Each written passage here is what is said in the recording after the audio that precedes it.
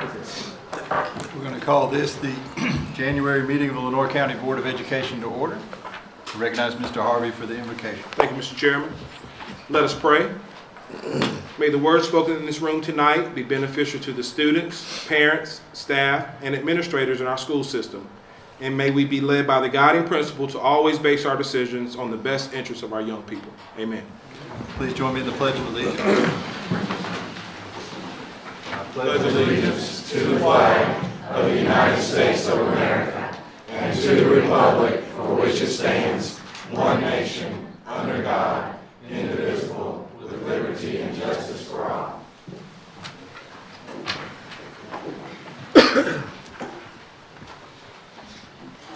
Mr. Williams will present the agenda for the evening. Thank you, Mr. Chairman. Members of the Board of Education, tonight presented for your consideration and approval is tonight's agenda with one change. We need to add an item about next board meeting, February board meeting. There's a conflict with 3 board members won't be here for that meeting. Is that February the 5th? Signed up for the School Boards Association Advocacy Conference in Washington, D.C. February 5th, yes. Should we add that as an action item? Item 5C, perhaps? Yes. Okay. So do we have a motion to approve the agenda with that addition? Move to approve the agenda with the addition. All right, motion by Mr. Smith. Do we have a second? Second. All right, second by Mr. Davis. All in favor, raise your right hand. The agenda is approved. Next item is the board chair comments, and I don't have any comments this evening, so we'll go straight to the superintendent's announcements and report. Thank you, Mr. Chairman. It's my pleasure to finally, we've had this meeting rescheduled, and then we've had weather, to finally welcome you to this January meeting of the Lenore County Board of Education and to the 2018 calendar year. I want to thank all of our teachers, our administrators, our other staff members, and all others who had a part in working so hard and displaying such strong and commendable level of flexibility in contending with coming back after the holidays and then having the major curveball from Mother Nature with the storm, the winter storm that we had, and the 4.5 days that we missed, and your flexibility in working hard to come back from that. Particularly our high school staff members, all have worked hard, but particularly our high school folks who've worked hard to condense their instruction and to, if you will, catch up and get kids ready for those exams that are coming. So we certainly appreciate all that you've done. We took many steps forward in 2017.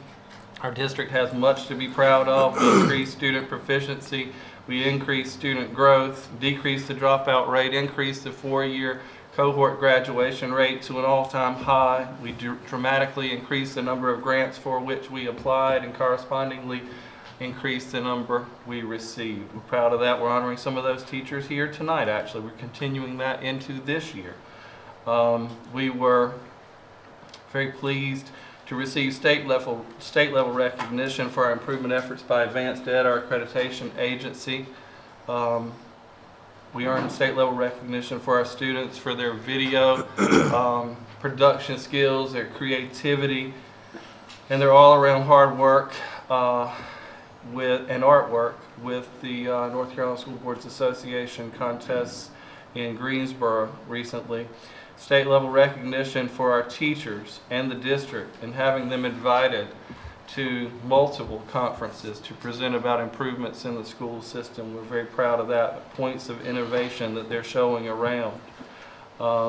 We've also endeavored to do more with less, hundreds of thousands of dollars less in state and federal funding over the last 3 to 4 years. And steadily we've been decreasing our funding coming in, but we've been offering the same or greater level of services. So we've indeed been doing, as they say, more with less. So I commend each stakeholder for what you've been doing to make that a reality. I'm confident that in 2018 we will not only do as well as we did in being a true team, school system family in 2017, but indeed we will go well beyond and surpass those successes and go on to even greater ones. As I referenced with our makeup days, we did release on Friday of last week, and I shared that with board members. We are converting the January 22nd work day to a regular day. We're moving the start date for high school exams to January 22nd, giving more instructional time. I think all of our high school principals and teachers and other stakeholders appreciated that. The January 23rd work day we're also converting to a regular day. We did move professional development. We were very proud of all the work that had gone into Winterfest, so we're not canceling that forever, but we're moving it either till the end of the year, just at the beginning of the summer, or the beginning of the 2018-19 school year, just before school starts. So we're pleased with that. We've decided to designate Saturday, January 27th. That's right after exams, and it will give our teachers an opportunity to turn around those exam numbers, process that, and get ready for the start of their second school year, their second semester. New classes, new rosters, new everything. So we commend them for that work, and that will be on Saturday. We'll use the LCPS calendar built-in hours to absorb 2 of the student days missed during a storm. We'll convert February 22nd, early dismissal day, to a full day to make up the remainder of the time. And we'll move the end of the grading period from January 19th to January 26th, delay the release of report cards, and only in doing all that, we'll only infringe, after all the dust settles, we'll only infringe on the second semester 2.5 days. And we sought the input of our stakeholders, of our principals at all 3 grade spans, of central services team members, and we've heard from many of our teachers too. Anytime you have to go back and rearrange and reschedule and cancel things and put things on top of other things, it's difficult and it's not going to be easy, but we're certainly going to do that together, and everybody was safe and not didn't have their safety compromised in trying to get to school on those days. And we're fine, and we're going to be fine, and we're going to make up those days, and it's going to be great. So thank you to all staff members in advance for what you're doing with that. And board members, as I said in the email to you when we announced this, and as Mr. Holmes put out in the press release, we're also providing an opportunity, a series of opportunities on Saturdays and in evenings and other times for staff members to make up time, and we're allowing the principals great flexibility in working with their team members for extracurricular activities. Anything that would normally be off the clock, they can make up time doing this, and the principals will keep track of that and turn in a master roster to us when those days have been made up. So we feel that that's the best plan we have at that point for those days. Now, having said that, if you haven't been watching the news in the last couple of days, there's another event about to happen, and we've been dealing with emergency management all day. We certainly appreciate the advice they give us, and there is almost certain to be some type of interruption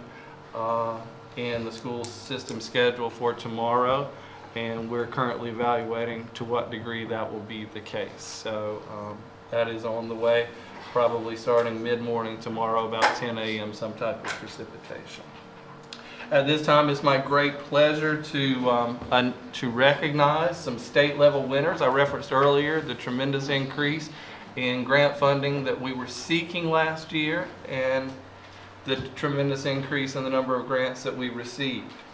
Our Bright Ideas local winners were honored at a banquet by Tri-County Electric, a Touchstone Energy Co-op in Goldsboro a few weeks ago, and we sent those names out. Mr. Holmes published that, and it was in the newspaper as well with photos. Well, tonight we're very pleased to honor some state level winners. We had 7 of our teachers selected by Touchstone Energy to receive grant funding for their classrooms to increase the effectiveness of instruction. We're very proud of them, and the local winners, we're proud of them too. But the selection rate is about 1 in 4 for the local winners, so says the co-op, and it's about 1 in 350 to 400 for the state level competition. So we salute all, but certainly we want to bring forward before the board tonight these state level winners who've gone beyond that extra, displayed that extra effort, and we wanted to honor them. So what I will do, the awards, which range from $500 to $1,400, were presented at a luncheon in Raleigh and support classroom instruction directly. Previously, 39 teachers from 8 schools, as I said earlier, were honored. But these are the state level awards. I will call the names of the teachers and have them come forward, and then I'll ask the board chair and vice chair to join me up front. We'll present certificates, and Mr. Holmes can get a group photograph of it. So if you come forward now, Miss Sarah Stocks, 4th grade teacher at Contentnia Savannah School. Let's give Miss Stocks a round of applause.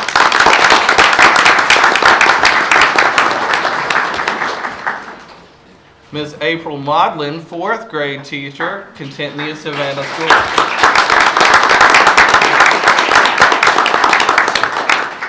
Ms. Susan Powell, 6th grade of Contentnia Savannah School. She's sick. Okay, all right. Ms. Green, principal, is here. Would you like to come up and? Miss Green. Thank you, Ms. Green. All right, Miss Catherine Seitzer, media coordinator, Kinston High School.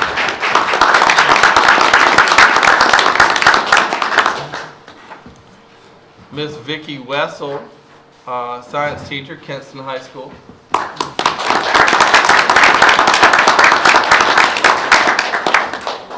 Ms. Cheryl McLean, 1st grade teacher, Northeast Elementary School.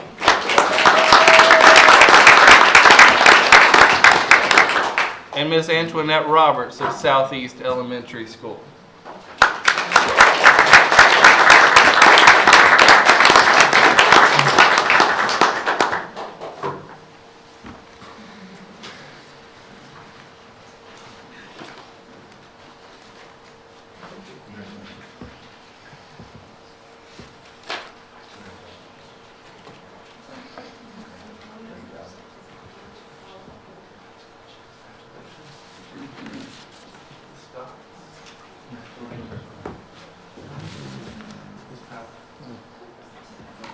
Should we all move this way? Ms. Wessel. Congratulations. And Ms. Roberts.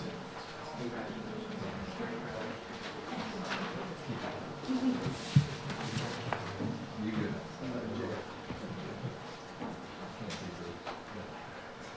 There you go. All right, all through. 1, 2, 3. One more. 1, 2, 3. Thank you. Let's give them another round of applause.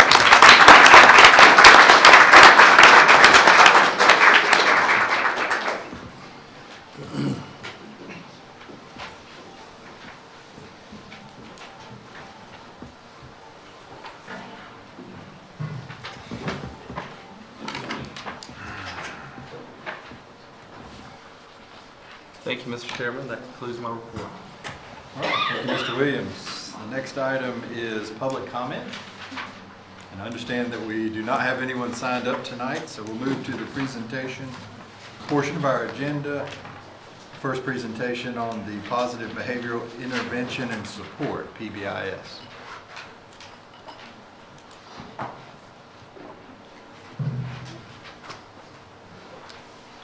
Ms. Roach. Good evening. Good evening. It gives me great pleasure to present the banners and certificates to 15 of our schools for recognition at the state PBIS recognitions in November. In order to receive these banners, it was required that the schools have active participation by their school administrators, that their PBIS team would be active. They would have a PBIS coach, and they had to have at least 9 meetings per year. An additional requirement included the PBIS schools completing 3 modules, modules 1, 2, and 3, as well as scoring between 80 to 95% on sets. So if I can get some assistance from Ms. Tina Letchworth, who is helping me tonight because Julie Hill's out sick. And I would love for Mr. Williams to come up and help with the certificates, and Mr. John Sargent, and Vice Chair Mr. Hill.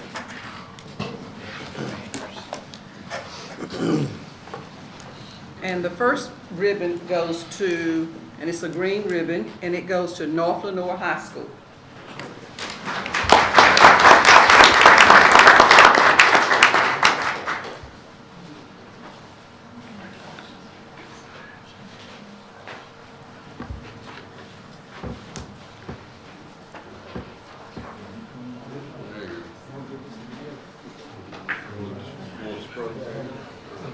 Open the banner. Open. He's the only one for the green. Open, if you could open the banner.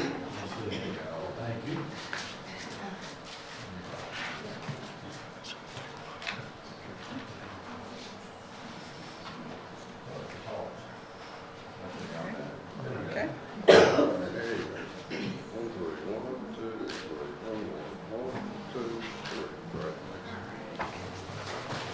Okay. The next banner is the model banner. These are the schools that scored 90%. They are Banks, Which are student deposit 90%. 90%. 90% on all the data analysis for behavior improvements in the school is Yes. studying and analyzing suspension, reducing the number of suspensions in the school. I thought that bear repeated. Okay. Banks.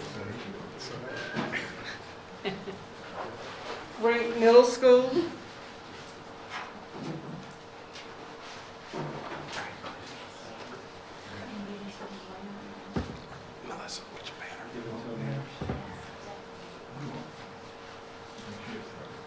Kinston High School.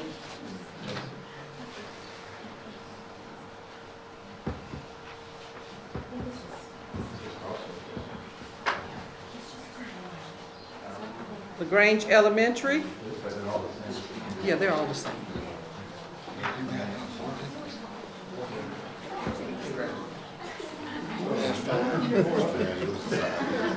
Northeast.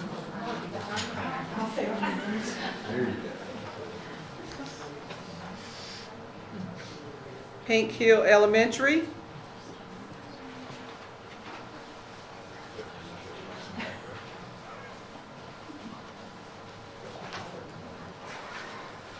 Southwood Elementary.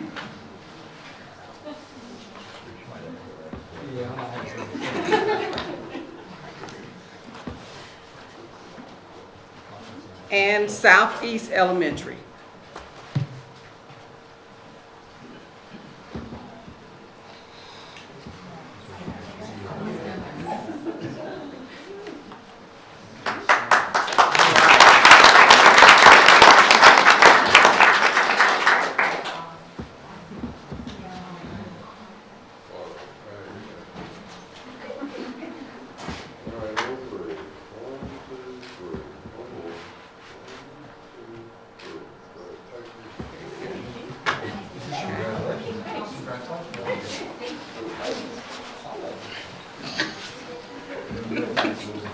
The next recognition is 95% exemplar banner. They go to Contentia Savannah School.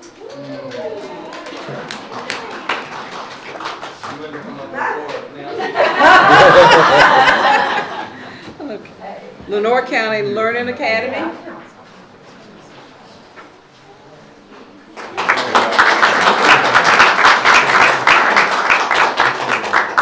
Our alternative school winning an award for behavior improvement through suspensions. That's significant. It is. Moss Hill.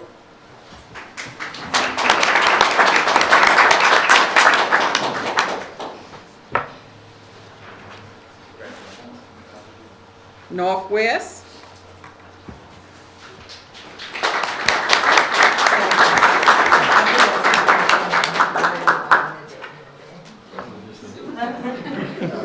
South Lenoir High School.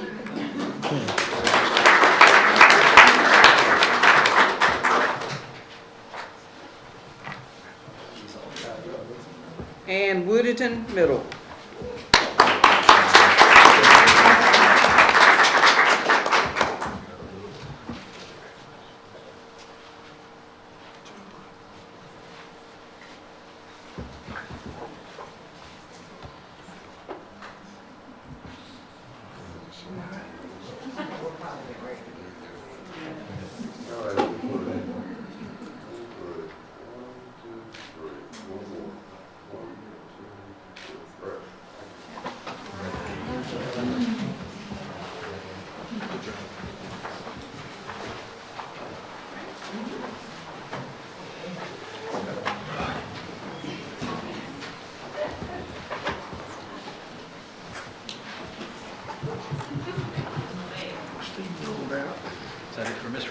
She's gone.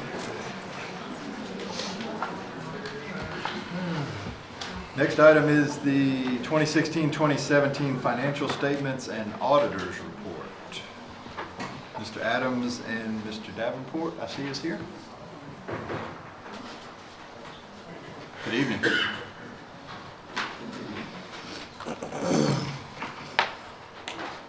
Good evening, Mr. Chairman and board members. We are here tonight to, as Chairman Sargent stated, to review the audit for the year ended June 30, 2017. I think every one of you has a bound copy of the report. There's also a 2-page letter inserted, and that letter is just basic required communications, of which there's nothing in that letter that I would like to bring to your attention. Otherwise, the audit went very well this year. It has been submitted and approved by Local Government Commission and has been submitted to the Federal Single Audit Clearinghouse. So those are the two entities that get a copy. And the LGC approved it a couple weeks ago, I think. And so basically the reporting duties are done for this year. A few items that I will highlight briefly to you tonight. I met with Superintendent Williams and your finance officer in this week, and we discussed these items in more detail, so I will be brief. But as always, feel free to ask questions during or after my remarks. The first item that I bring to your attention, page 1 and 2 of the report. This is the independent auditor's report. This is the part that basically the auditor is responsible for. Our duty is to provide an opinion on the financial statements and compliance of the Board of Education. And as we always have in your case, we presented an unmodified opinion, which basically means that we did not feel, or we did feel that the financial statements were materially correct. And material, obviously, you know, we can't audit everything to the dollar, but materiality is a concept that we use such that items above a certain amount are significant, and obviously smaller items are not. And with an $85+ million budget, as you know, every dollar can't be looked at, but we do it. We perform the audit until we get satisfaction that the numbers are materially correct. So, moving on to the actual financial statements themselves, just a couple that I'd like to point out to you. Pages 12 and 13. These are the governmental funds financial statements, and these are the ones that I would think would be most important to you as the governing body. The governmental funds are those that operate in such a manner, not necessarily to provide a profit, but service-oriented. The Child Nutrition Fund is an enterprise fund, which is actually a for-profit fund. So it's good to make a profit, but that's not necessarily the goal of the fund. So as you'll note in these funds, and I will note that the general fund is actually your Fund 2 or current expense fund. It's required to be called something different in the financial statements themselves. But you'll see, particularly on page 13, you can see at the very bottom of the page the net change in fund balance. And you'll note general and other restricted are basically your operating type local funds. And you will note that there was a pretty significant loss when you look at those combined for the year.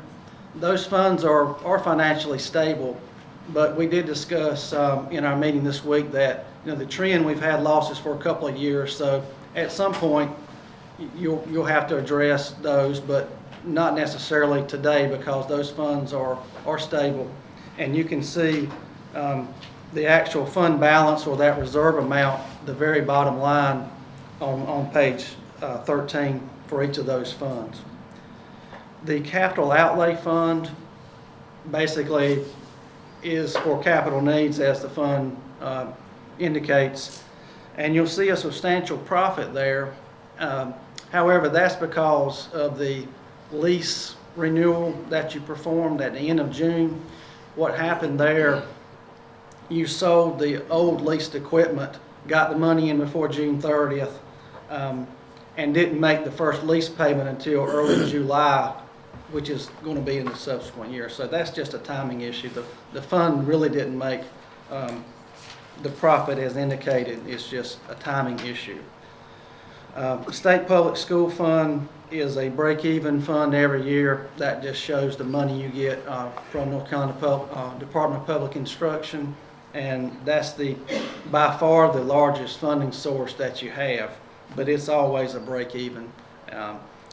So those are your governmental fund activities for the year. I will note that if you look in the far right column, the total of all the governmental funds, you'll see that the revenues total 78 million or 78.5. That number was 77.5 last year, so a small increase in some state funding and other sources. And your total expenditures down 3/4 of the way was about 81.8 million, and that compared to 81.6 last year. So actually the numbers were relatively consistent overall in the whole scheme of things. The revenues are less than expenditures because when we have those lease renewals, the total lease is actually in your current expenditures, and the proceeds from the leases are down lower in the other financing sources section, so that kind of gets it more close to even. On the left side of the page, on page 12, that's your basically the financial condition of these funds, and I won't go through that in detail, but you can see your cash balances and your fund balances and all of those funds. Moving on to the other fund, which is child nutrition, over on page 17 and 18. As you may recall, the child nutrition program implemented a no-cost meal policy a couple of years ago, and several other local districts have done the same. And food service directors were pretty apprehensive about how the changes were going to affect their bottom lines. Well, certainly in Lenore anyway, it's been a very good decision here. As you can see, the change in that position at the bottom of page 18, the last 2 years since implementation has been significant profits for the fund. So the food service department has done a very good job financially. Revenues have increased due to increased reimbursements from USDA, and food costs have been held down, as well as personnel costs. So that has led to increased profits in that fund. So certainly a good job on their part. This concludes the financial side of things, and there's also a compliance audit that we do every year, and that's where we get into findings, question costs, and things that people really get interested in. Fortunately, we only have one item this year that rose to the level of a finding. Findings can be twofold. Internal control findings are where we deem the system that you have in place might be deficient and in need of improvement, or we might have non-compliance related to grants, state statute, things of that nature. The only item that we reported this year was finding 17.1, which is in the very back of the report. But just to summarize it, there were, when you have time and effort reporting related to, particularly to duly funded employees that might work in a federal program and a state, there's certain documentation that has to be prepared every year. Personnel activity reports are prepared monthly by personnel that are required to do so, that are split funded, and a semi-annual report is required for others that work basically in the sole purpose. So what happened this year, the food service fund that we just spoke of did not prepare the personnel activity reports for those that were split funded. For instance, they might have been obviously a cafeteria worker and a bus driver, so they worked in two different roles. And the reason being, These are also prepared for other employees in departments in the system, but federal programs handles all others except for food service. And with, I believe, a change of personnel, that just kind of got lost in the shuffle, so to speak, as far as communicating on who would prepare those. We've discussed that. It's a pretty easy fix. Just our recommendation is to obviously get those prepared, whether it be the semi-annual report or the personnel activity report. So that should be very easily remedied in the upcoming year. That is the only finding that we have. We did discuss some other matters with Superintendent Williams and Finance Officer Adams that didn't rise to the level of findings, but just items that, we thought, to management to look at going forward and make improvements as they deem necessary. Just in closing, I'd like to thank management, Superintendent Williams, Eric Adams for their help related to the audit, and also program directors, those that work in the compliance areas. They were all very helpful, had information ready for us when we came, helps us tremendously to get the audit completed in a timely manner, so we certainly want to thank those that were involved in the audit, and I'd be happy to take any questions that you might have. I just got one on that finding. You said that it was the time and effort. Mm-hmm. So are those time and effort, I guess that's an internal control. Well, it's actually, it's a requirement, it's a compliance issue too, Right. because they're required by federal regulations and Department of Public Instruction to complete those forms. It doesn't mean that they were not funded the appropriate amount, by the Right. appropriate program. It just means that the report wasn't completed. So on those time and efforts, are those the time and efforts that the employee has to fill out and turn Correct. in to their manager? Correct. What you talking? Okay.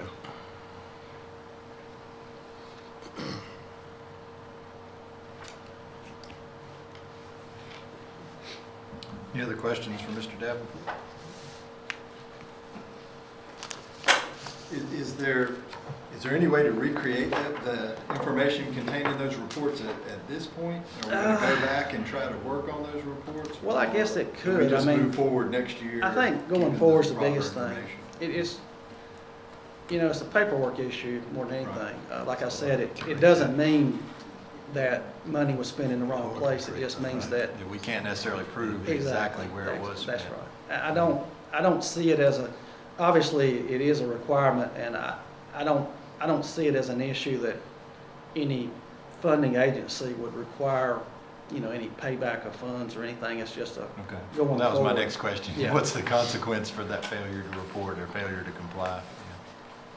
So we're not anticipating any major consequences? Well, I'm not. You're not? No, Well, that's good. I hope not. I didn't indicate a question cost in the finding Right. because the nature of it. And we made that report back to the U.S. Department of Agriculture, I'm assuming. Is Well, that they what would get goes a to? copy Yeah. of that.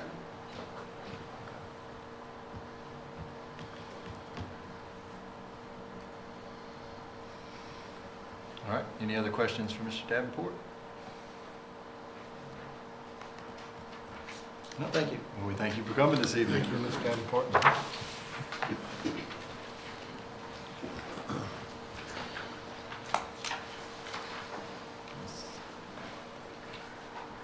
Next item is the 2018-2019 budget calendar. Mr. Adams.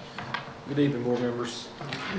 Provided for the board information is the budget calendar, which establishes a timeline of objectives and assures the timely preparation and approval of the 18-19 budget.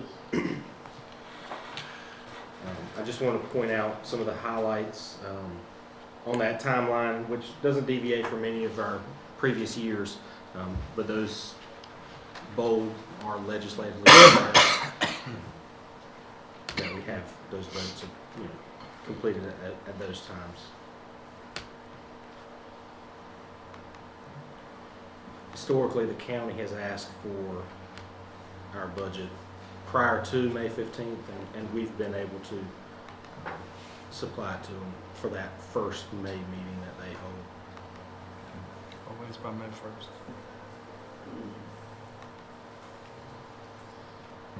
Are there any questions? Questions for Mr. Adams on the budget calendar for this year? All right, we'll move on to the financial report. Thank you.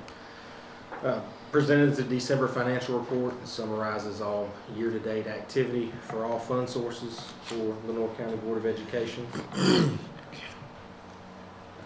Again, the local fund balance is presented, that is the general, and you'll note a change from prior year, or from prior month to this month. In that beginning, there was a slight change due to some audit journal entries.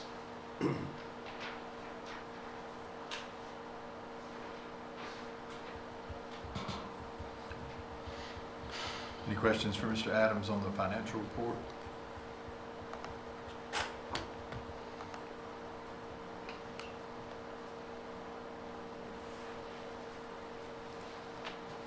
Nope. All right, thank you, Mr. Adams. Thank you. Should start at 5:30 every day. Next item is teacher recruitment and marketing. It says Ms. Herring, but I'm assuming someone's standing in for her. Yes. Okay. Members of the Board of Education, tonight it's my pleasure to introduce to you two of our senior staff members, Mr. Holmes and Ms. Cole.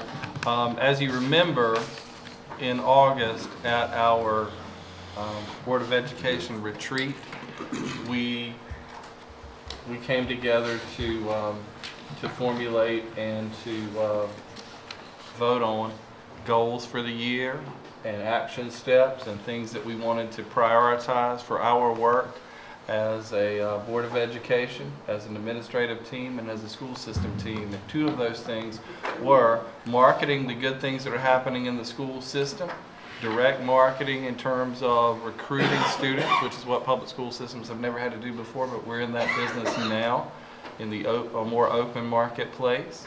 Another item was recruiting highly qualified, the best and brightest staff members. Tonight, Mrs. Cole is going to talk to you about that, and Mr. Holmes is going to talk to you about some marketing that we've been doing. He does a masterful job in his role as public information officer, and we have a treat for you tonight, a video that we produced. That's one of the things that we talked about in our group work as part of the retreat. Well, we produced a video, and tonight we have it to share with you first before anybody else sees it. Thank you. Ms. Cole, Mr. Holmes. Mr. Sargent, board members, good evening. Good evening. Recruitment is a top priority for us to actually get the best and brightest teachers so that we can prepare our students for the future. For this reason, there are several steps that we have put into place to help attract the best and brightest to our district. Number one, we've had conversations with our administrators as well as Mr. Holmes about making sure that our websites are up to date.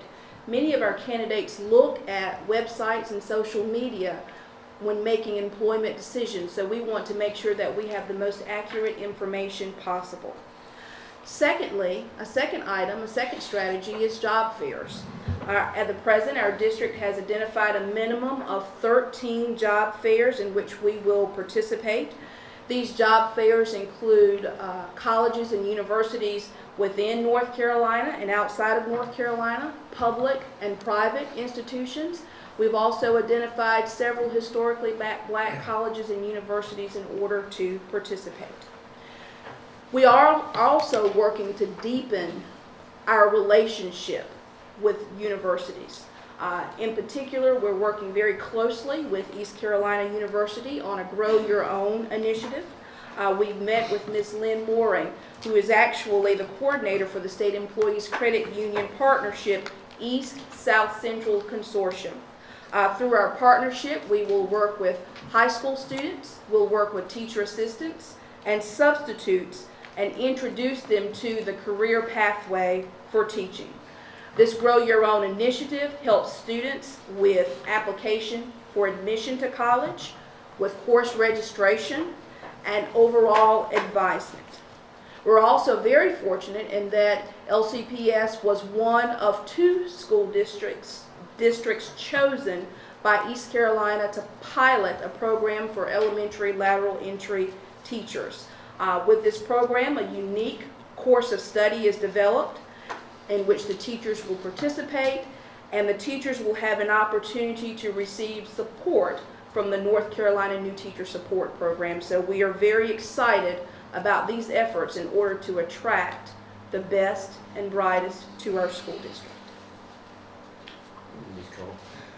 This video that we're going to watch tonight was actually created as part of a recruitment presentation by Ms. Herring for students at the College of Education at NC State University who are participating in the Teacher Innovation Project, or TIP, which you're familiar with. Because we're frugal, however, we designed the video for use as part of our general recruitment push for beginning teachers.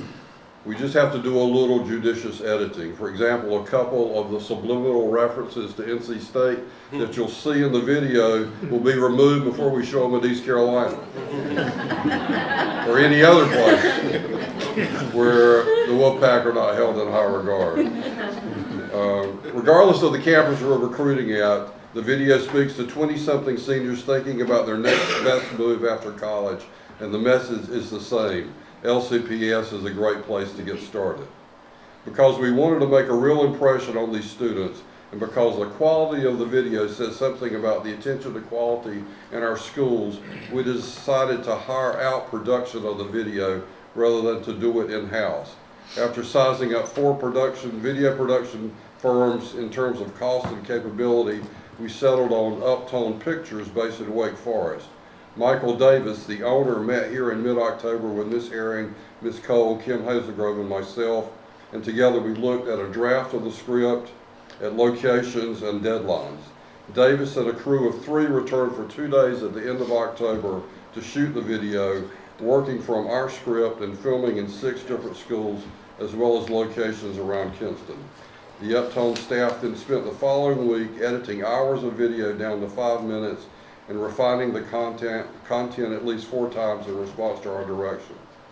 The video itself aims to make prospective teachers aware of what we're proudest of in LCPS, our digital initiative, our STEM emphasis, our beginning teacher support program, our commitment to professional development, among others, and to give them all a quick look at Kinston and Lenoir County.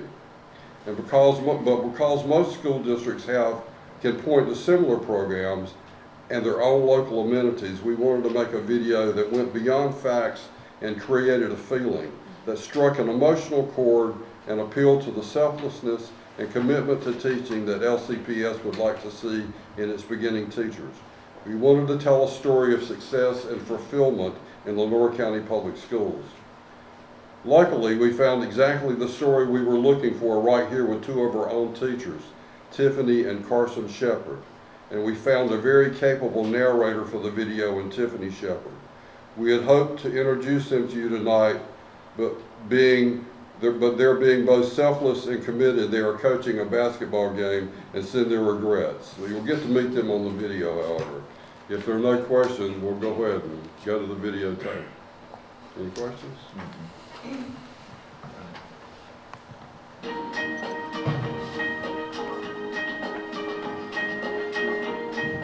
What's your next move? You've decided on a career. Or, if you're like me, it decided on you. There's a desire in you to help those children who most need help. So, you're becoming a teacher. You're smart, you're well prepared, you're going to have options. So, what do you want to do? Sometimes in my math classes, we do something called 3-act tasks. The first act is notice and wonder. The students are shown an image and they have to ask themselves, what do you notice? What do you wonder? The second act is when the students have to ask their own questions to figure out the answer. And then the last act is when the students come up with a solution on their own. This is what we're doing here. Images, impressions, and questions that lead to answers. For me, the answer was LCPS. What do you notice? Students working with iPads, right? Maybe you wonder, how deep is Lenoir County Public Schools' commitment to digital learning? All our K-12 students, about 8,700 of them, have iPads.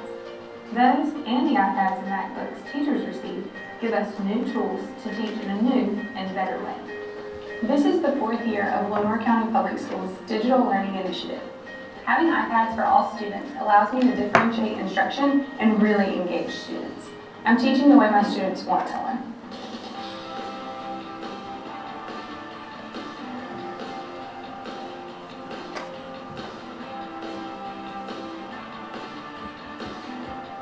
LCPS is wired and connected because that's the way the world works now. Technology is a tool and our students are learning how to use it. All of our middle schools have STEM labs.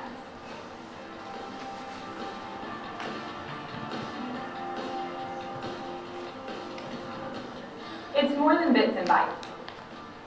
It's hands-on learning and preparing students for the real world. At LCPS, students graduate with a diploma and a plan for what comes next.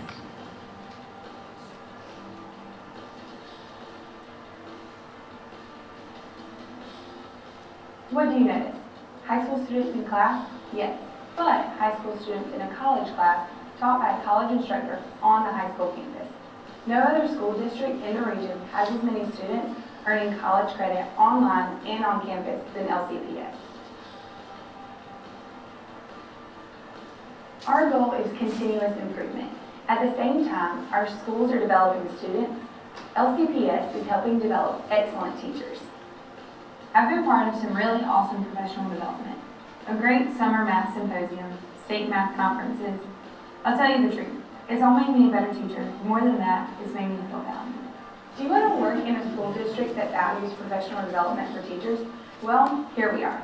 Where are we? We're central. Kinston is located midway between the Triangle and the beaches of the Crystal Coast. There's plenty to do in our area and more to do right here.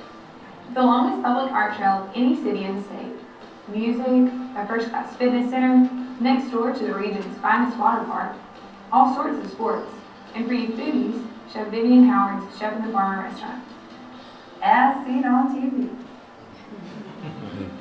Right now, I'm in the historic Granger Stadium in downtown Kinston, home of our own minor league baseball team, the Down East Wood Ducks of the storied Carolina League.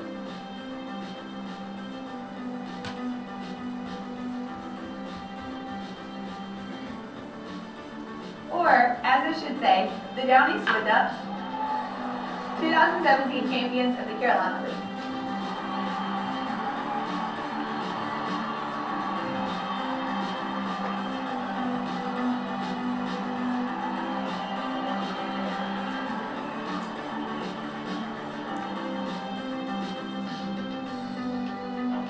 We know what it takes to be a winner. Winning begins with building a team around the right people. Hey, team looks great. Thank you, I appreciate it. This is my husband, Carson. So I'm a PE teacher and health teacher here at Kinston High School. So we've both been teaching here for 2 years. Yep, we got married right after our first year. Yeah. The house that we bought, we were so blessed. Got it for a great price. Cost of living. Yeah, the cost of living here in Kinston is awesome. Such a great community. We love it here in Kinston. One more thing. Thank you for choosing to become a teacher. North Carolina needs really great people, be really great teachers. Thank you for being you.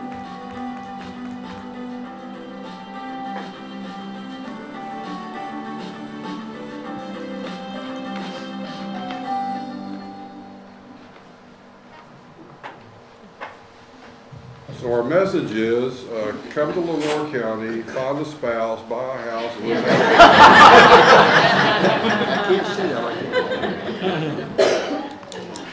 Actually, Mr. Holmes was being modest when he said that group came together and reviewed a script.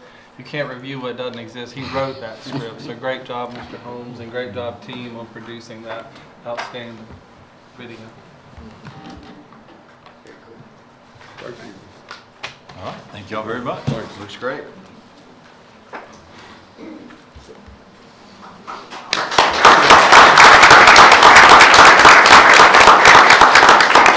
Ms. Cole, great job in stepping up the number of schools to which colleges and universities to which we're going seeking teachers. We can't get them if we don't go. So thank you so much for that, and for everything else that you're doing, forging ahead with the universities like ECU and NC State, building partnerships, going to them and saying, what can we do to make a partnership with you, not waiting to see what's out there and who comes to us. But that's being proactive, and I certainly appreciate all that you're doing. So thank you for your leadership.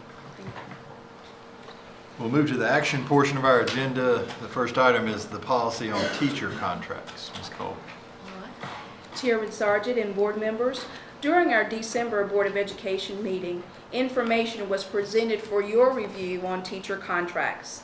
The goal of this policy is to establish a clear contractual relationship with teachers employed within our school system. At this time, the Board of Education Personnel Subcommittee recommends that our district establish uniform contract length based on years of experience with LCPS. At this time, I will be happy to take any questions that you may have before taking action on this item.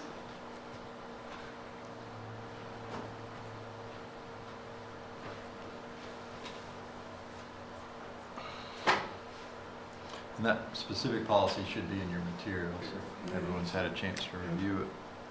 Are there any questions for Ms. Cole as to the policy? I move to approve. All right, motion by Mr. Anderson. Do we have a second? Second by Mr. Hill. Any further discussion on the motion? Oh, this was the second one. I apologize. Yeah, it's the second reading. This was actually the second reading, so it is action tonight. We've got a motion and a second. Any further discussion on the motion? If not, we'll call it for a vote. All in favor, raise your right hand. It is approved. Thank you for your hard work on that, Ms. Cole. Next action item is surplus items. Mr. Hart. Thank you, Mr. Chairman. The attached item is for your consideration to be considered as surplus. This item has exceeded its life expectancy, but we wish that the proceeds be returned back to the respective department. What is it, a refrigerator? Yep. That's a freezer. Freezer? Big red doors? Yep. Okay. All right, do we have a motion to have the property declared surplus? Motion to approve the sale. All right, motion by Mr. King, do we have a second? Second. All right, second by Mr. Woods. Any further discussion? All in favor, raise your right hand. It is approved. Thank you, Mr. Harvey. We'll now entertain a motion to go into closed session. Oh, I'm sorry. We do have that one add-on action item. Thank you. You want to present that, Mr. Williams? I will. Thank you, Mr. Chairman. We have the board meeting scheduled for February on Monday, February the 5th, and the need has come forth to reschedule that meeting because 3 of our board members have signed up to go to the National School Boards Association Advocacy Conference and Policy Institute in Washington, D.C., and therefore will not be here for that board meeting. So we need to reschedule it. And looking at dates, if we go the Monday before, that's the January 29th date. The Monday after, February 12th, is what we're recommending to you. But it's certainly up to, and if neither of those dates will work for board members, we'll look at another day. But we were trying just to stay on Mondays to be more consistent, because I know many of you have reserved Mondays. And considering we pushed the January meeting back a week, it seems proper to move it to February the 12th, which works for me. Just so you know, I'm not available that day. I'll be in another board meeting, so there'd be someone else from Tharrington Smith County. Which day? Okay. The 12th. February the 12th. 12th of February. So we'll need a motion to change that date from February the 5th to the 12th. Move to change next board meeting from February 5th to February 12th. All right, motion by Mr. Smith. Do we have a second? Second. Second by Mr. Davis. Any further discussion on the board meeting date change? We'll call for a vote. All in favor, raise your right hand. It is approved.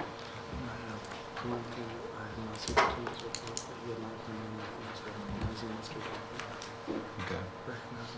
You want to do that? Sure. And Mr. Williams has one additional matter announcement to make. For the superintendent's report earlier, I saw Mr. Decker come in, and I was going to recognize Mr. Phil Decker. Mr. Decker is retiring from Lenore County Public Schools. He has been visionary in his approach to leadership, and he's helped move forward technology in Lenore County Public Schools. We had a seamless transition from where we used to be in terms of technology, which is standalone. Some schools had, some schools didn't. It was sporadic. We had different types of devices. We've come light years from that point. And we've come to a point of being a true one-to-one district. And almost everybody everywhere, every school system everywhere, to be honest with you, will say, well, we're one-to-one district. Well, some are and some aren't. And we truly are a one-to-one district. And we were asked by our vendor, by Apple, we were asked by others when we transitioned to one-to-one devices, will your network hold it? Because we sell all these devices to these school systems, and the network, the switches are not sufficient, or the wireless access points are not sufficient. It takes a tremendous framework of hardware to support the wireless devices that we all have. We just jump on wireless wherever we are, but something has to go into making that happen, and then somebody has to not only implement that, but keep it up. Mr. Phil Decker has really worked masterfully. It was his vision for building infrastructure to support not only wireless but the wired connections that we have as well. And our server systems are second to none, and I'm told that everywhere I go all around, and I've always told Phil that he was certainly a leader in this area, certainly a pioneer in the school system in that. But he was a visionary in that in those efforts. Phil doesn't want to retire. Phil is retiring for health reasons. He certainly earned retirement and would be well justified if he chose to do it, but he's really been engaged in a serious health battle. He's had a lung transplant this year. He's one of the toughest people that I know. Recently, he's had a surgical procedure at Duke. He had to pick up his family this year and move to Durham to get on that after he got on the transplant list and be treated pursuant to possibly getting a transplant. Then he got the transplant, and he's gone through all that. One of the toughest people I know. I'm proud to call him colleague, proud to call him friend. Have looked up to him and learned so much from him over the years. And tonight, Phil, we would just like to say thank you for everything that you've done for this school system. He is retiring, and we will be interviewing, and we will fill the position, and somebody will be in the seat with those big shoes to fill. And Phil has agreed that he'll be by his phone, as he always is. Rarely have I called Phil on the weekend, on holidays, in the middle of the night, that he wasn't right there and ready to respond and helping out. There was something in the community that he thought I needed to know about this weekend, and he was right there. When he was in Durham at the hospital, heading into an appointment, you might get a text message from him about E-rate funding. That's who Phil is. Anybody who knows him is not surprised by that. So Phil, tonight we'd like to say thank you for all that you are and all that you've done for this school system. You've been a blessing, and you'll continue to be that. So it's just we're ending part of our work journey together, but our friendship will remain, and our admiration for you will be endless. So thank you, Phil. Let's give him a round.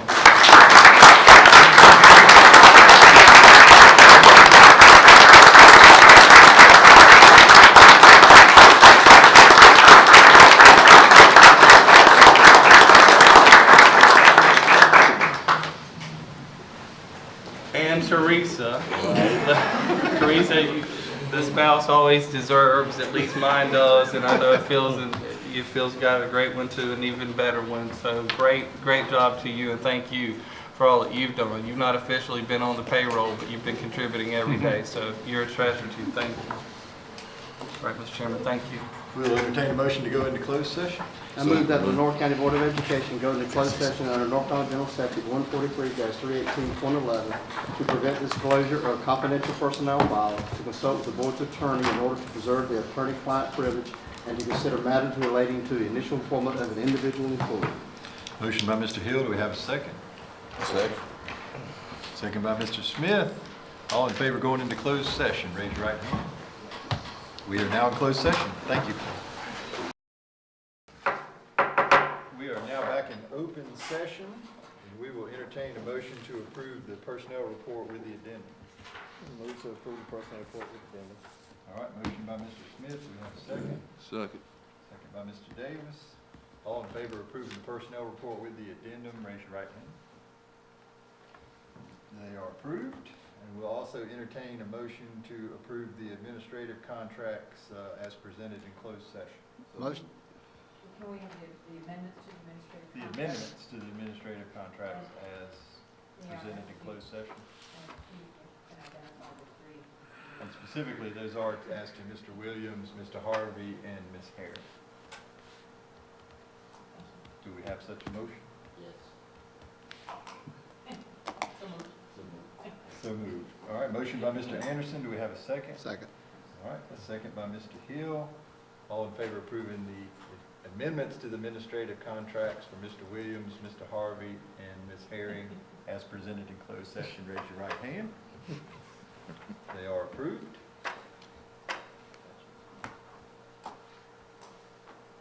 Have nothing else on the agenda, we will entertain a motion to adjourn. Motion by Mr. Anderson, second by Mr. Woods. All in favor of adjournment, raise your right hand. We are now adjourned. Thank you.